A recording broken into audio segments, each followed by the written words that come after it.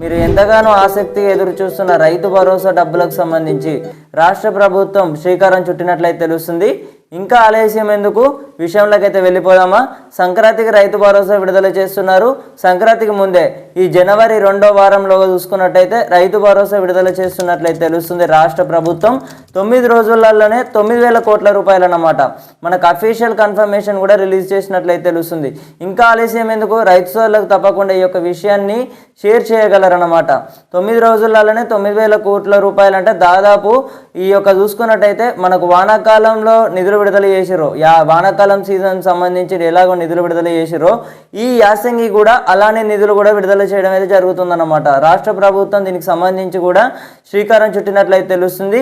జనవరి 2వ వారంలో చూసుకున్నట్టయితే మంత్రి తుమ్మల నాగేశ్వరరావు గారు అయితే రైతు భరోసా డబ్బులకు సంబంధించి సర్వే చేస్తున్నట్లయితే తెలుస్తుంది అన్నమాట. ఈ యొక్క సర్వే పూర్తయిన వెంటనే రైతు భరోసా అమలవుతుంది రాష్ట్రంలో.